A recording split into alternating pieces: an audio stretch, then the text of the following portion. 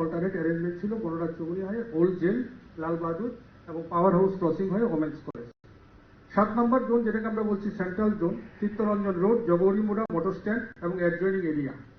সেখানে ছিল রাম ঠাকুর সংঘ থেকে মোড়টা থেকে স্টার্ট হয়ে এমবিবি ক্রসিং, দেন চিত্তরঞ্জন রোডের সামনে দিয়ে ওল্ড মোটর স্ট্যান্ড হয়ে in front of East PS Banaraj Chowmuhani হয়ে অ্যাসেম্বল পয়েন্টে আসা। নেক্সট যেটা হচ্ছে সেটা হচ্ছে জোন সেন্ট্রাল জোনের আরেকটা পার্ট যেটাকে আমরা বলছিলাম জোন 8, মূলত নেতাজি চৌমুহনী, এনএস রোড, গ্র্যান্ডিউস চৌমুহনী, সেন্ট্রাল রোড, মহারাজগঞ্জ বাজার এবং অ্যাডজয়নিং এরিয়া। অ্যাকচুয়ালি এই রুটটার সঙ্গে সরাসরি রোডের সাথে আমাদের যে প্রস্তাবিত রোডের যেহেতু ক্রসিং হয়, সেক্ষেত্রে বিগত বছরে যেটা সাজেশন করা ছিল এটা তো আমরা এখানে দিয়ে রেখেছি, কিন্তু এখানে বলা ভালো বেশ কয়েকটা ক্লাব আমাদের সহযোগিতা করেছিল, যারা 5টার আগেই যখন প্রসেশন স্টার্ট হয়নি তখন তারা অ্যাসেম্বল পয়েন্টে চলে এসেছিলেন। এই জন্য আমাদের পক্ষে খুব সুবিধা হয়েছিল। লাস্টলি হচ্ছে যে জোন 9 হচ্ছে জয়নগর, মেলার মাঠ, এডি নগর এবং বাদারঘাট এই অঞ্চল থেকে। সেখান থেকে আমাদের যেটা সাজেশন থেকে বটতলা হয়ে ফায়ার সার্ভিস বটতলা পর্যন্ত যেখান থেকে এলো, যে জায়গা থেকে আসার পর ফায়ার সার্ভিস চৌমুহনী, দেন আইজিএম, দেন আরএমএস, দেন ওরিয়েন্ট হয়ে রবীন্দ্র শতবার্ষিকী ভবনে ক্রস করে দুর্গাবাড়ি হয়ে কমন পয়েন্ট। এই ছিল মূলত 9টা। সেক্ষেত্রে আপনাদের যদি কোনো সাজেশন থাকবে, পরবর্তীকালে আমাদের যে এক্সিকিউটিভ কমিটি মিটিং হবে সেখানে পুলিশের মাননীয় প্রতিনিধিরা, ট্রাফিক দপ্তরের মাননীয় প্রতিনিধিরা থাকবেন এবং ওনাদের সঙ্গে কথা করে আমরা ফাইনালাইজ করব এবং ফাইনালাইজ করার পর সবার অবগতির জন্য আমরা পেপারের মারফত সার্কুলেট করব। এবার আমরা যদি মায়ের গমনের অ্যারেঞ্জমেন্ট, যেহেতু এটা একটা বড় প্রোগ্রাম, সেক্ষেত্রে অনেকগুলো এলিমেন্ট থাকে, অনেকগুলো কম্পোনেন্ট বা প্যারামিটার থাকে। তার মধ্যে যে প্ল্যাটফর্ম কনস্ট্রাকশন, সেটা এখানে বড় আকারের প্ল্যাটফর্ম হয়, বেশ কয়েকটা মাল্টিপল নাম্বার প্ল্যাটফর্ম হয়। সেই প্ল্যাটফর্ম বা এলিভেটেড প্ল্যাটফর্ম বা স্টেজ যেটাই আমরা বলি, সেখানের মধ্যে এটার দায়িত্ব দেওয়া থাকে। গত বছরে ছিল পিডব্লিউডি আরএনবি, এই বছরও এটাই রাখার জন্য আমরা প্রস্তাব রাখছি। 9 ক্লাব পার্টিসিপেট করে, সেক্ষেত্রে ফোকাল পয়েন্টটা ছিল সিটি সেন্টারের সামনে। গত বছর এটা চেঞ্জ করে হয় মহারানী তুলসীবতী স্কুলের সামনে। এবং ফুটবলের দিক দিয়ে দেখতে গেলে এটা আমাদের ত্রিপুরা রাজ্যের যতগুলো মেগা বা বড় ইভেন্ট তার মধ্যে এটা একটা। এখানে এই জিনিসগুলোতে অলরেডি কথা হয়েছে, যেটা আমাদের আজকের মিটিং এর তাৎপর্য। প্রথমত হচ্ছে ফাইনালাইজেশন অফ ডেট এবং centre point, registration, movement route এবং অন্যান্য যেসব অ্যারেঞ্জমেন্ট, এগুলো সম্পর্কে একটা একটা করে স্লাইডে আমরা চেয়েছি সবগুলো জিনিস তুলে ধরতে। প্রথম কথা হচ্ছে ফাইনালাইজেশন অফ দ্য ডেট। সাধারণত প্রত্যেক বছরই আমরা যখন করেছি বিগত 3 বছরে, বিজয়া দশমী এবং লক্ষ্মী পুজোর মাঝখানে মোটামুটি মিডল ডেটে আমরা এখানে একটা তুলে ধরেছি। যেমন 2022-এ হয়েছিল 5 অক্টোবর ছিল বিজয়া দশমী এবং 7 অক্টোবর ছিল মায়ের গমন, আর লক্ষ্মী পুজো ছিল 9 তারিখে। সেইভাবে গত বছরও 13 অক্টোবর ছিল বিজয়া দশমী আর 16 অক্টোবর ছিল লক্ষ্মী পুজো, আর আমরা মায়ের গমন কন্ডাক্ট করি 14 অক্টোবর। এবছর 2 অক্টোবর বৃহস্পতিবার যেটা পড়ে, সেদিন হচ্ছে গিয়ে বিজয়া দশমী, আর 6 অক্টোবর হচ্ছে লক্ষ্মী পুজো। মাঝখানে একটা ডেট আমরা ফিক্স করব। তো সেক্ষেত্রে একটা জিনিস বলার, যেহেতু গত বছর ইস্যুটা এসেছিল, 3 অক্টোবর শুক্রবার একাদশী, আমরা যারা এদের সঙ্গে এসবের প্রফেসর যারা চর্চা করেন তাদের সঙ্গে আমরা কথা বলেছি, দুপুরবেলা 2:30 পর্যন্ত একাদশী আছে। 4 অক্টোবর সেটা শনিবার পড়ছে, সেটা পুরোটা দিনই দ্বাদশী, আর 5 অক্টোবর পড়ছে রবিবার। এবার আমাদের যদি ফোকাল পয়েন্টের কথা বলি, যেটা আমরা বলছিলাম, প্রথম 2 বছর আমাদের ছিল সিটি সেন্টারের সামনে, এবং গত বছর আমরা তুলসীবতী বালিকা বিদ্যালয়ের যে হোস্টেলের অপোজিট যে পোর্শন আছে সেখান থেকে আমরা আমাদের মূল মঞ্চটা, যেখান থেকে মূলত সমস্ত ক্লাব অ্যাসেম্বল হয়ে তার যাত্রা করে আলটিমেটলি আমাদের দশমী ঘাটে নিরঞ্জন স্থানে যায়। রেজিস্ট্রেশন ফর পার্টিসিপেশনের ক্ষেত্রে 2023 থেকে আমরা অনলাইন এবং অফলাইন আমরা অ্যাপ তৈরি করি এবং কিউআর কোড সহ তার যে ডিটেলসটা, লিঙ্কটা আমরা পেপারে শেয়ার করি। এখানে যারা মাননীয় বিভিন্ন ক্লাবের প্রতিনিধিরা আছেন, ওনাদের কাছে অনুরোধ থাকবে এবং আমরা সবসময় জানাবো, অনলাইনে করলে বেটার, কিন্তু কেউ যদি অনলাইনে নাও করতে পারেন, কোনো কারণে যদি অসুবিধা হয়, সেক্ষেত্রে পূর্বের মতোই অফলাইনে আমাদের গান্ধীঘাট স্থিত আমাদের ডাইরেক্টরেট অফিসেও সরাসরি পিটিশন করা যায়। সেই ক্ষেত্রে যেহেতু আমাদের এর সঙ্গে পুলিশের সাথে আমাদের ডিটেলস শেয়ার করতে হয়, আমাদের সবার কাছে অনুরোধ থাকবে পুজোর আগেই, দ্যাট ইজ 25 সেপ্টেম্বরের মধ্যে আপনাদের যার যেটা আমাদের অনলাইনে হোক বা অফলাইনে হোক তার পিটিশনটা আমাদের কাছে পৌঁছে দেওয়ার জন্য একটা অনুরোধ থাকবে।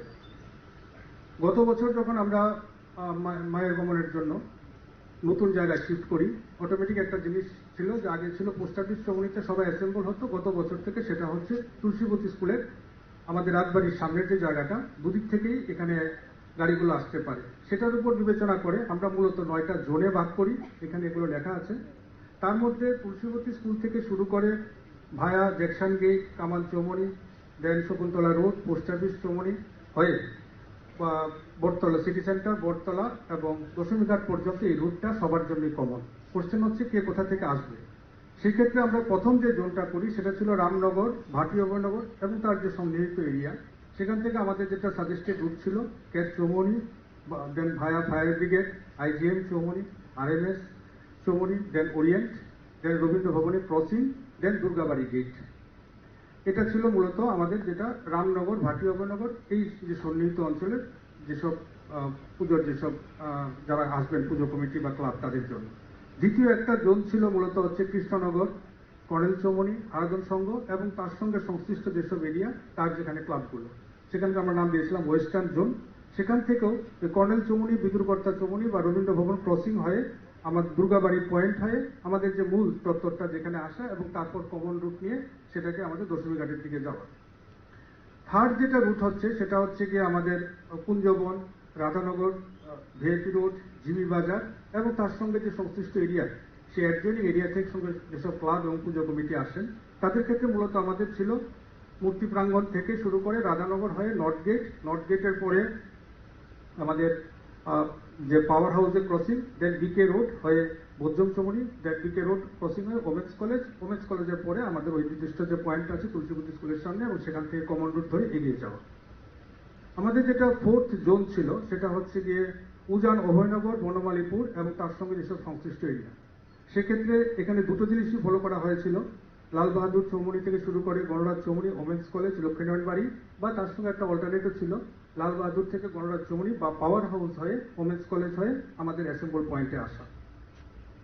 নেক্সট যে আমাদের জোনটা ছিল সেটা ছিল ফিফথ জোন, সেটা হচ্ছে ধলেশ্বর, ইন্দ্রনগর, আশ্রম চৌমনি বা তার সঙ্গে সংশ্লিষ্ট এরিয়ার সঙ্গে যেসব যারা পুজো কমিটি এবং ক্লাব আছেন তাদের প্রতি আমাদের যেটা ছিল সেটা হচ্ছে আশ্রম চৌমনি থেকে জেল রোড হয়ে Purbasha crossing, Ganaraj Chowmuhani, women's college, Lakshminarayan বাড়ি হয়ে অ্যাসেম্বল পয়েন্টে আসা, অথবা জেল আশ্রম রোড থেকে লাল বাহাদুর চৌমনি হয়ে পাওয়ার হাউসের সামনে দিয়ে বিকে রোড ধরে ওমেন্স কলেজ হয়ে এই পয়েন্টের মধ্যে আসা। এখানে গত বছর আমাদের যে মায়ের গমন অনুষ্ঠিত হয়েছে সেখান থেকে কিন্তু আমাদের অনেক কিছু শিক্ষাও নিতে হবে এবং সেটা আমি দেখলাম যে শিক্ষাটা আমি সেটাই ভাবছিলাম বসে বসে যে আমাদের কোন কোন জায়গায় গ্যাপগুলো আছে, ওই গ্যাপগুলো যদি আমরা ফিল আপ করতে পারি তো এটাই প্রকৃত সময় যেখানে আলোচনাটা খুব ইম্পর্টেন্ট। আমি ধন্যবাদ দেব, সবাই কিন্তু মূল্যবান যে যে সমস্যা সবকটা হবে বলছি না আমি, কিন্তু অনেক প্রায় 99% আমি দেখলাম তার যুক্তিগতও ছিল যেগুলো ওনারা বলেছেন।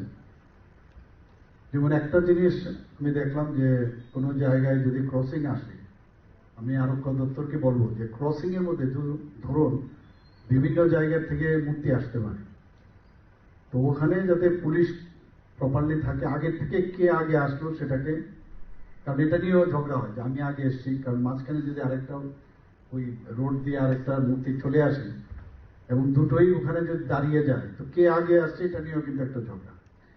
তো যেহেতু এখানে সবাই আছে তাদের সাথে একটা লিয়াশন মেনটেন করে যে প্রপারলি পাস করে দেওয়ার বিষয়টা থাকবে, এইসব সমস্যা থাকবে। আমি যদি বলে একদম থাকবে না সেটা না, কিন্তু সেখানে আমাদের ধ্যান দেওয়া দরকার। আরক্ষা দপ্তরকে বলবো যেখানে যেখানে ক্রসিং আছে যদি মনে করেন যে প্রায় 9টা রোড হয়ে আসবে, তো 9টা রোডের কোনো না কোনো জায়গায় ক্রসিং আছে, বহু জায়গায় আছে, এতটা ভিড় হবে না, কিন্তু যখন আগরতলা শহরের ভিতরে যখন ওইসব জায়গার মধ্যে সেটা সম্ভাবনা আছে, সেখানে যাতে পুলিশি ব্যবস্থাটা প্রপারলি যাতে লিয়াশনের মাধ্যমে কন্ট্রোল হয়, তাহলে এই যে সমস্যাগুলো সেটা আসবে না। এখানে বলা হয়েছে এখন আমরাও কিন্তু চিন্তিত যে যেভাবে এখন স্মার্ট সিটির কাজ চলছে, বিশেষ করে ড্রেনের, রোজেই যখন আমি যাই আমি দেখি কবে এটা শেষ হবে। পত্রিকার মধ্যেও আসছে যিনি স্মার্ট সিটির এখানে সেক্রেটারি মহোদয় আছেন, উনি চলে যাচ্ছেন, কি হবে? ওনাকে তো এক্ষুনি আমি যেতে দেব না যতক্ষণ ধরে কাজটা শেষ না হয়। তো আমি ওইভাবে কথাবার্তা বলছি, কাজ শেষ করে তারপর ওনাকে যেতে দেব।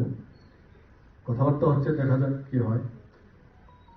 এখানে একটা প্রশ্ন যেটা করলো কুমার ক্লাবে, थोड़ा सा आप देख लीजिए वहाँ क्या है उनका समस्या। अगर पहले ही आप कर सकते हो तो ठीक है, इट इज ओके। अदरवाइज तो उन्हें उनको पूजा होना चाहिए। अभी भी टाइम है, अगर है तो पूजा के बाद भी आप कर सकते हो। पर्टिकुलर उस एरिया को छोड़ के थोड़ा सा बात करके, वो एडवोकेट पंकज वनिक है, उनसे आप बात कर लीजिए, तो मेरे ख्याल से ये समस्या समाधान हो जाएगा। আরেকটা বিষয় যে আমাদের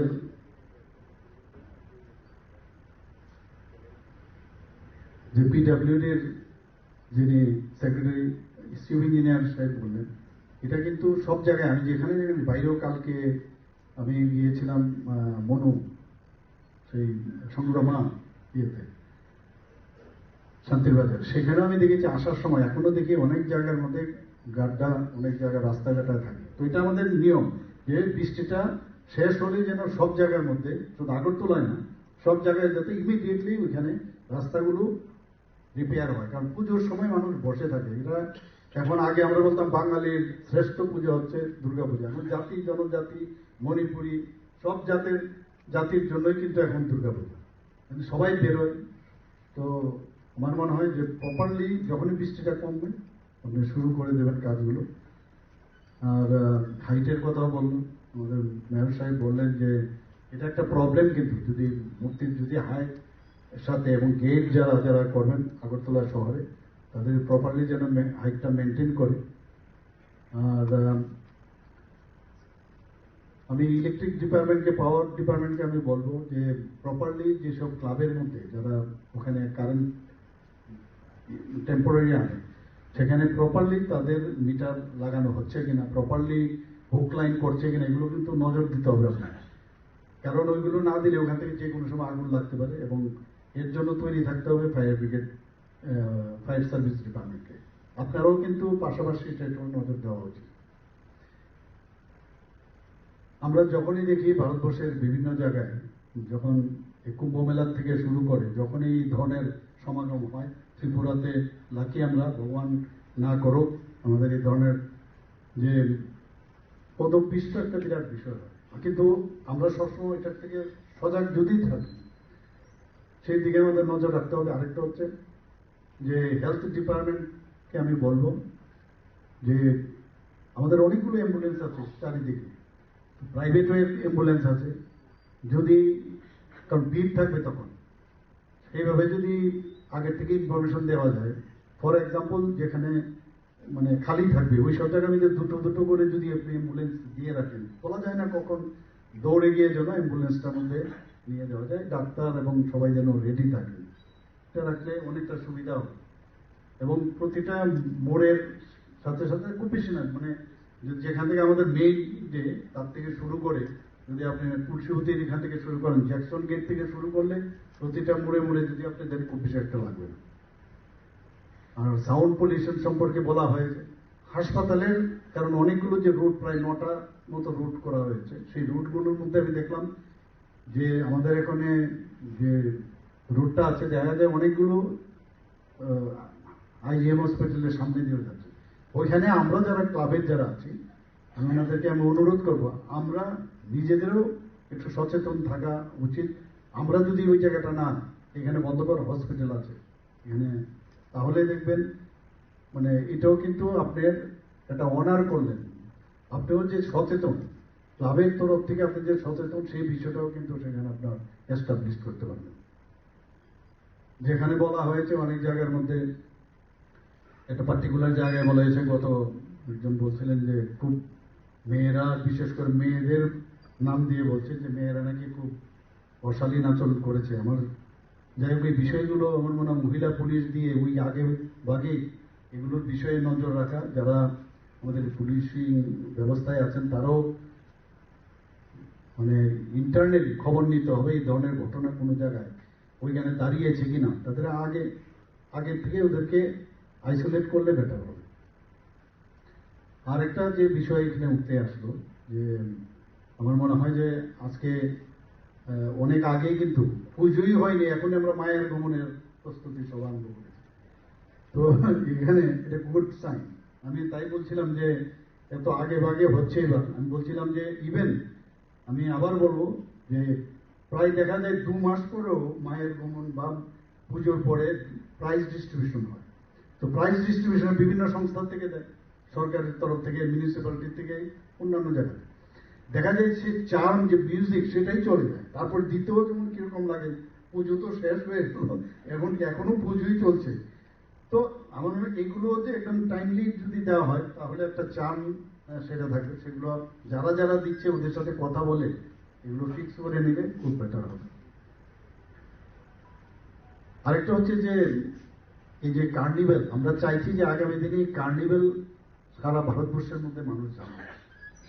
কারণ অনেক জায়গার মধ্যে এই ধরনের ইভেন্ট নিয়ে ওখানে কিন্তু পর্যটনের অনেক উন্নতি হয়।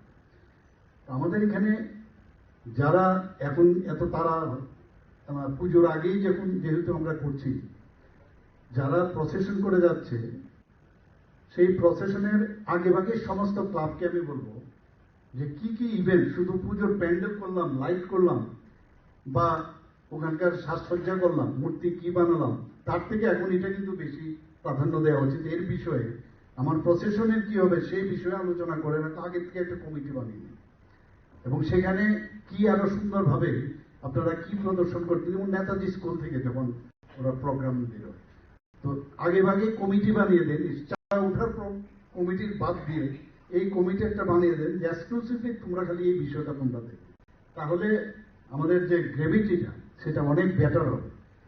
সেটা ঠিকই বলেছে, কোনো জায়গায় যখন এই ধরনের প্রসেশন হয়, যখন অনেক সময় নেয় যারা ভিআইপিদের সামনে আসবে, আমি বলি একটা টাইম ফিক্স করে দিলে বেটার, এবং টাইম ফিক্স করে দিলে যত তাড়াতাড়ি সম্ভব, যে ঠিক আছে কয়েকটা দেওয়াই যেতে পারে কিন্তু তাও টাইমের মধ্যে করতে হবে।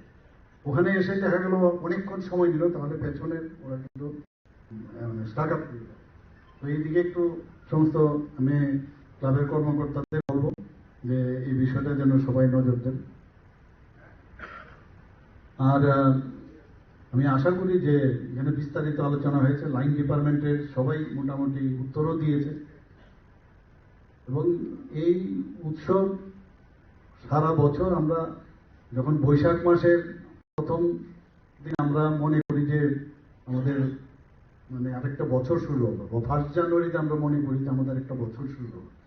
আমার মনে হয় দুর্গা পূজার পরে মার আশীর্বাদ নিয়ে আরেকটা বছরের জন্য আমরা অপেক্ষা করি, এটাই প্রকৃত বছর হয় এক একবার, এবং তার আশীর্বাদে কিন্তু আমরা বছরটা কাটাই। এবং সবাই আমরা এটাকে খুব গুরুত্ব সহকারে দেখা উচিত। আমাদের তো সবসময় বলি যে সবচেয়ে বেশি যে ফেস্টিভ্যাল পূজা আমাদের ত্রিপুরাতে হয়, গণেশ পূজার কথা বলছেন এখন, তো বহু পুজো এখানে আসছে। কি পারমিশন নিয়েছেন, 9টি নেননি। তারপর সেক্ষেত্রে আমাদের বিসর্জনের ক্ষেত্রে যেটা বলা হয়েছে, অনেক আলোচনা করেছেন বিসর্জন, প্রতিমা নিরঞ্জন, প্রতিমা গমনের সঙ্গে কিন্তু প্রতিমা নিরঞ্জনের একটা বিশেষ যোগাযোগ থাকে। যদি আমরা সুন্দরভাবে স্বাচ্ছন্দ্যে বিসর্জন বা নিরঞ্জনের কাজটা করতে না পারি, এখানে কিন্তু প্রতিমা গমনের যে প্রোগ্রামটা, সুন্দর প্রোগ্রামটা যেটা নেওয়া হয়ে থাকে, সেটা কিন্তু নষ্ট হয়ে যায়। 10 মিনিট এখানে একটা কোনো প্রতিমা আটকে গেল কোনো ক্লাবের, এখন প্রায় 30টা প্রতিমা যদি 10 মিনিট করে আটকে যায়, কত ঘন্টা সময় লাগে। কাজে ওইটা চিন্তা করতে হবে, সেটা সবটা রাস্তায় মায়ের গমন সফল তখনই হয় যখন প্রতিমা নিরঞ্জন সুন্দরভাবে করা যায়। সেই কারণে আমি সবসময় চেষ্টা করি, মাননীয় মুখ্যমন্ত্রী যখন উদ্বোধন করেন মায়ের গমন, তারপর ওনার অনুমতি নিয়ে আমরা থাকি। আমাদের এখানে কমিশনার থেকে শুরু করে যারা যিনি শৈলেশ কুমার যাদব, যিনি আপনার সঙ্গে আশ্বস্ত করেছেন, আমাদের ডিকে চাকমা কমিশনার এবং ডিএম, আমরা প্রত্যেক আধিকারিকরা দেখেছি পুজোর সময় দশমী ঘাটও তারা এখানে যখন থাকেন, আমাদের পুলিশ আরক্ষা দপ্তরে তারা কিন্তু ওই জায়গাটাও তারা দায়িত্ব নিয়ে কাজ করে। এটার সমন্বয় অত্যন্ত প্রয়োজন। এখানে যে প্রশ্ন হচ্ছে, গতবার আমাদের মায়ের গমনে 46টা ক্লাব তারা অংশগ্রহণ করেছিল, কিন্তু সেদিন কিন্তু আরো 115টি, মানে 46টার মধ্যে আরো বাকি ক্লাবই কিন্তু বিসর্জন করছে, প্রতিমা নিরঞ্জন করেছেন। এখানে যে আলোচনাটা ডেটটা ফিক্সড হয়েছে, এটা 2টা বিষয় আমার কাছে, যে একটা 4 তারিখ ঠিক করেছে, সবাই সহমত করেছেন শনিবার হলেও 4 তারিখ আমরা করব, কিন্তু 4 তারিখ যদি সবাই করি, ওই যেটা এই মায়ের গমনে যারা অংশগ্রহণ করেন খুব সম্ভব 50টাই হবে, কারণ এই মায়ের গমন আর এমনি পুজো কিন্তু এক না বিষয়, আমরা এটা গুলিয়ে ফেলি। মায়ের গমন এসব পুজোগুলি থাকা উচিত আমার হিসাবে, যারা ভালো পুজো করেন, এবং তখন যে প্রসেশনটা হবে এটা দেখার মতো হবে, কালারফুল করা হবে। কারণ অনেক মানুষ 4 দিন বা 5 দিন, আগরতলা এখন প্রায় তৃতীয়া থেকে পুজো শুরু হয়ে যায়, কিন্তু সব ক্লাবে একসঙ্গে পুজো তৃতীয়া থেকে শুরু হয় না। বেশি বেশি ক্লাবে পঞ্চমী, চতুর্থী বা ষষ্ঠী শুরু হয়। সবার পক্ষে বড় বড় পুজো সবাই করেন না, কাজে তাদের শুরুটা একটু দেরিতে হয়। কাজে এই পুজোগুলি দেখা একসঙ্গে অনেকের সুযোগ হয় না। যাদের পক্ষে গাড়ি আছে, যারা আগরতলা শহর বড় হয়ে গেছে, এখন প্রচুর পুজো হয়, এই 4-5 দিন পুজো অনেকের পক্ষে দেখা সম্ভব হয় না বলে মানুষ সুযোগটা গ্রহণ করে মায়ের গমনের মতো অনুষ্ঠানে, যে আমি 3 ঘন্টা দাঁড়িয়ে 50টা ভালো পুজো দেখবো, যে পুজোগুলি সবসময় বিভিন্ন এজেন্সি বা বিভিন্ন দপ্তর থেকে পুরস্কৃত হয়ে থাকে। এখন তো পুরস্কার আগেই ঘোষণা করা হয়। মানুষ চাই বড় পুজোগুলি, সুন্দর পুজোগুলো যাতে প্রসেশনের মধ্যে কালচার থাকবে, তাদের প্রদর্শনী বিষয় থাকবে, বার্তা থাকবে, কোন রকম যে সমাজের প্রতি বা আমাদের কি দায়িত্বের প্রতি আহ্বান থাকবে, সেই ধরনের শিল্পকলা যে প্রদর্শন করা হয় সেটাকে কিন্তু মায়ের গমন বা আমরা যেটা কার্নিভালে আমরা অংশগ্রহণ করানো মনে হয় ঠিক হবে। যাই হোক, তারপরে কিন্তু আমরা দেখি যে যেদিন দশমী 2 তারিখ, আমাদের বিমিশ্র বাবু বলেছেন দশমী 2 তারিখ কিন্তু প্রচুর ভাসান হয়। আমাদের মাননীয় মুখ্যমন্ত্রীর বাড়ির পুজো, একটা স্বাস্থ্যমুখ সম্ভবত, ওনার পুজো কিন্তু সকালবেলা ভাসান হয়। আমরা ছিলাম, আমাদের শরীরবাবু ছিলেন, আমার মনে আছে যে এখানে আধিকারিক ছিলেন পুলিশের, যে সকালবেলা ওই বাড়ি পুজো দশমীর দিন কিন্তু প্রচুর নিরঞ্জন হয়, পরের দিনও হবে, এভাবে 3 তারিখে হবে। 4 তারিখ হয়তো নির্দিষ্ট বড় বড় পুজো প্রতিষ্ঠানগুলি তারা রাখতে পারে। পুজো 2 তারিখ শেষ হওয়ার পর সব ক্লাবের পক্ষে সম্ভব হয় না 3 দিন সমস্ত পরিচালনার সঙ্গে যুক্ত থাকা, সবারই আর্থিক ক্ষমতা সব ক্লাবের এক থাকে না, এটা বাস্তব কথা। নিজ ক্লাবের সঙ্গে তো অনেক বছর জড়িত, আমাদের মাননীয় মুখ্যমন্ত্রী এটা শহরের স্বনামধন্য ক্লাবের অনেক বছর সেক্রেটারি সভাপতি ছিলেন, আমাদের একটা ধারণা আছে। তো যাই হোক, আমরা চাইব বিগত 3 বছর যেভাবে আপনারা সহযোগিতা করেছেন, আমাদের সরকার প্রদত্ত নিয়মগুলি আপনারা দয়া করে মানবেন। যেমন সাউন্ডের কথা পলিউশনে যিনি বলেছেন, যে ডিজে ব্যবহার, এটা কিন্তু অনেকটাই গতবারের আলোচনা বা আহ্বান রাখার পর আমি বলবো যে 80% কিন্তু কমে গেছে। কারণ আমি দশমী ঘাটে শুরু থেকে শেষ অব্দি, শেষ প্রতিমা যখন আমি এসডিও সাহেব, ওসি সাহেবদের থানার কথা বলি যে আর কোনো প্রতিমা রাস্তায় আছে কিনা, আমাদের অফিসাররা নিজেরা বেরিয়ে দেখেন, তারপর আমি দশমী ঘাটে শেষ অফিসার সঙ্গে ছবি দিলে প্রতিদিন আমি বাড়িতে যাই। তাই সাউন্ড সিস্টেমটা কোথাও কোথাও হয়ে যায়, যেটা আপনারা অনেকেই অনেক ক্লাব বলেছেন যে একটা ক্লাব, এটার সঙ্গে আমি একমত। এটাও আরক্ষা দপ্তরকে দেখা উচিত আমার মনে হয় একটু ভালোভাবে। একটা প্রতিমা নিয়ে আমার মনে হয় এসডিও সাহেবের সঙ্গে আমি রাত্রেবেলা বলেছিলাম, আমি তখন ছিলাম রাত্রি 1:30 হবে, তখন মালাকার নামে এক বাড়ির থেকে ইন্দ্রনগর থেকে পুজো ডিজে বাজিয়ে বটতলায় এসছে। তা আমি গাড়িটা আটকালাম, আমি ওনাকে ফোন করলাম এসডিও সাহেবকে, যে এসডিপিওকে, যে এই গাড়িটা সারা রাস্তা দিয়ে কিভাবে আসলো ডিজে গাড়ি, আমাদের পুলিশের তাদের অবজারভেশন কোথায় ছিল, ভিজিলেন্স কোথায় ছিল, উনি এটা গ্রেফতার করেছেন, তাদেরকে বলেছেন। তো এভাবে দৃষ্টান্তমূলক কিছু যদি আটকানো যায়, দেখবেন প্রত্যেকে একটা জায়গায় চলে আসবে। এটা সকলের দায়িত্ব নিতে হবে। অনেকটা হয়েছে আমাদের পৌর নিগমের থেকে আমাদের যে নিরঞ্জন করা হয় যে জায়গাটা, এটা অতি, আমি বলবো আমাদের রাজ্যে কখনো আমরা দেখিনি, যারা আমরা পুজোর সঙ্গে যুক্ত ছিলাম বা যারা দর্শক পুজোর এই বিষয়টা দেখে, যে দর্শনার্থীরা, এত সুন্দর সিস্টেম। উত্তর পূর্বাঞ্চলের সবচেয়ে বড় সুন্দর ভাষণ এখানে হয়। আমরা 4টা ক্রেন ব্যবহার করি, 3টা চালু থাকে, একটা থাকে রিজার্ভ, যদি কোনো কারণে নষ্ট হয়ে যায়। আমরা 100 জন আলাদা। প্রতি বছর বিশেষ করে গত 2022 থেকে আমাদের মায়ের গমনের অনুষ্ঠান এই রাজ্যে বা শহরে অনুষ্ঠিত হচ্ছে। তো মাননীয় মুখ্যমন্ত্রীর পৌরোহিত্যে এই সভা প্রথম সভা হয়। পরবর্তী সময় আজকে বলেছেন আমাদের প্রারম্ভিক বক্তব্যে সচিব তথ্য সংস্কৃতি দপ্তরে কৃষি চক্রবর্তী মহোদয়, পরবর্তী সময় যে এক্সিকিউটিভ কমিটি করা হয়, যে সকল প্রস্তাব আসবে, আজকে এসছে, বা আমাদের বিভিন্ন লাইন ডিপার্টমেন্টে যারা অফিসাররা মতামত রেখেছেন দপ্তরের পক্ষ হয়ে, সেগুলিকে ক্লাব করে একটা সিদ্ধান্ত গ্রহণ করা হয়। পরবর্তী মিটিংয়ে আমরা সবাইকে নিয়ে আবার বসে আমরা জানিয়ে দিই যে সরকারের তরফ থেকে অন্যান্য দপ্তর থেকে কি কি ব্যবস্থা করা হয়েছে আপনাদের প্রস্তাবকে সামনে রেখে বা গুরুত্ব দিয়ে। আমি প্রথমেই বলবো যে 2022 থেকে গত বছর 3 বার মায়ের গমন অনুষ্ঠান হয়েছে বা আগরতলা শহরে শহরতলি সহ বিভিন্ন জায়গায় ক্লাব, সামাজিক সংস্থা বা বাড়ির যে পুজোগুলিও সুন্দরভাবে ভাসান করা এবং মায়ের গমনে অংশগ্রহণ করার ক্ষেত্রে এত সংখ্যক আপনার দর্শনার্থী, পুণ্যার্থী এখন আগমন হয়, এটার জন্য প্রথম যদি আমি ধন্যবাদ জানাই, বলবো ত্রিপুরা রাজ্য সরকারের মাননীয় মুখ্যমন্ত্রী প্রফেসর ডক্টর মানিক সাহার নেতৃত্বে বিভিন্ন দপ্তর, আরক্ষা এবং ট্রাফিক দপ্তর বা অন্যান্য যে দপ্তরগুলি কাজ করেন সফলতার জন্য, তাদেরকে আমি ধন্যবাদ জানাই। ইনফরমেশন জেনে ভালো করে বলে দেব, স্মার্ট সিটির এখন যে ট্রেনের কাজ চলছে, এটা হচ্ছে টোটাল 23 কিলোমিটার রোড। 23 কিলোমিটার যে রোড হচ্ছে মেন রোড, এটা দুদিকে আরসিসি কভার ড্রেন করা হচ্ছে। এটা এখানে এক্সিস্টিং ড্রেন মানে টোটাল হলো 46 কিলোমিটার।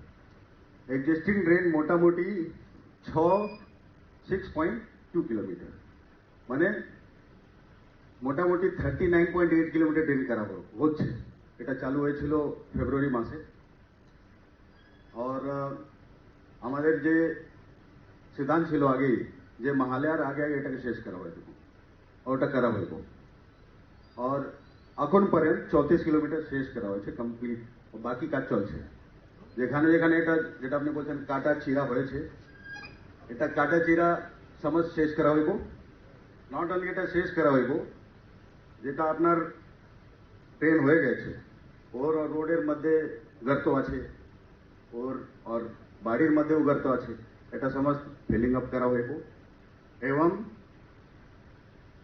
জিএসবি মানে মেটাল দিয়ে জিএসবি করে এটা স্মুথ করে এটাকে 100% করা দেওয়া হইব। এটা অলরেডি ইনস্ট্রাকশন পাস করা হয়েছে। এত ভারী বৃষ্টি হচ্ছে আপনারা দেখছেন, কিন্তু তখনও আমি মাননীয় মুখ্যমন্ত্রী থেকে স্বয়ংই আমি গিয়ে এটা পারমিশন নিয়েছিলাম যে কোনোভাবে বৃষ্টি হয় আমরা এই কাজ শেষ করতে চাই এই মালের আগে আগে, নাহলে এটা আগামী বছর হইব, আগামী বছরটাও অসুবিধা হইব, পূজার পরেও অসুবিধা হইব। এইসব কাজ মালার আগে আগে শেষ করা হইব, ওর অনেক আগে শেষ হয়ে যাইব। আর বাকি যেটা কাজ ধরা হইব এরপরে যে কাটা চিরা হইব ওটা আপনার লক্ষ্মী পূজা, কালী পূজা শেষ হওয়ার পরেই হইব, এটাই হচ্ছে। আর এটা সমস্ত আমরা করে দেব, আপনারা নিশ্চিন্ত থাকেন। और কিছু কেউ প্রশ্ন থাকে স্মার্ট সিটি আমি এখনো বলে দেবো। को नमस्कार, माननीय मुख्यमंत्री जी को भी नमस्कार। तो अभी सर मीटिंग नहीं हुआ है जो क्लब्स के साथ है, बट हम अवश्य सहयोग करेंगे।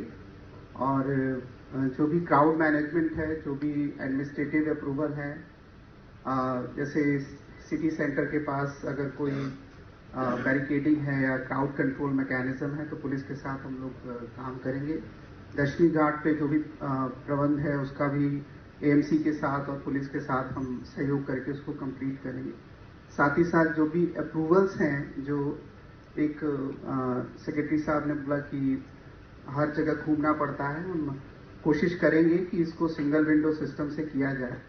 साथ ही साथ हम लोग आपदा के थ्रू एक हेल्पलाइन नंबर भी देंगे, ताकि कोई भी जानकारी इसके लिए ज़रूरत है या कोई दुर्घटना होती है तो उसमें हमारी सहयोग आपको जल्दी से जल्दी मिले।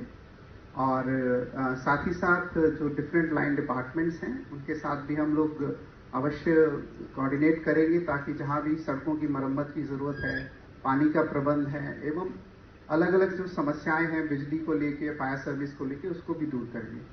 हम लोग डिस्ट्रिक्ट लेवल पे भी इस तरह की एक मीटिंग करेंगे और कोशिश करेंगे कि जिस तरह का प्रबंध पिछले साल था उससे और इम्प्रूव आप लोगों को हम फैसिलिटी दे पाएं।